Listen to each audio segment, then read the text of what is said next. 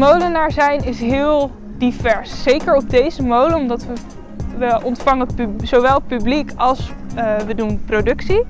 Dus dat betekent dat ik en met een echt ambachtelijk product bezig ben, namelijk het malen van meel. Maar tegelijkertijd geef ik ook rondleidingen. En dus ook de groepen die we weer ontvangen zijn van clubjes huisvrouwen tot kleuterklassen, tot gepensioneerden. Van alles en nog wat. Dus dan vertel je elke keer je verhaal net anders. Ik heb dus wel wat met monumenten, maar op Monumentendag ben ik altijd aan het werk. Altijd hier.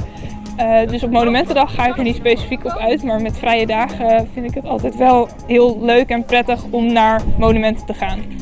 Ik wist niet dat heel Europa ook Monumentendag had, maar het is uiteraard wel, het spreekt voor zich aangezien door heel Europa uiteraard prachtige monumenten staan die je uiteraard wil bezichtigen.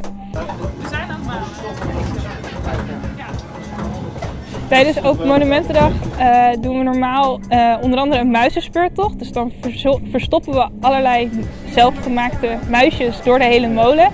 En kinderen kunnen die dan opzoeken en als ze het lijstje ingevuld inleveren beneden, dan krijgen ze een gratis pannenkoek. Mannen en vrouwen kunnen uiteraard allebei molenaar worden. Het is wel nog steeds gebruikelijker dat mannen het worden, omdat het natuurlijk wel echt een heel fysiek beroep is en het ook zeker best zwaar kan zijn.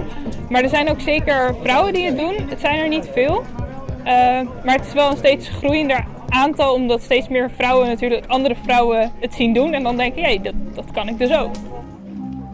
We trekken vooral heel veel jong publiek, kleine kinderen, vooral in de basisschoolleeftijd.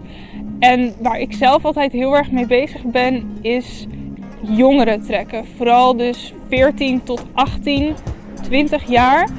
Die verliezen meestal die interesse. En ik ben dus altijd heel erg geïnteresseerd in hoe kunnen we bijvoorbeeld social media of het meer digitaal maken, waarmee we ook die generatie aantrekken. Want meestal dus de 60-plussers krijgen we naar de molen en de ouders met jonge kinderen. Maar het is precies die generatie die we altijd kwijtraken. En ik ben er zelf ook van, dus ik ben er altijd heel erg mee gelinkt.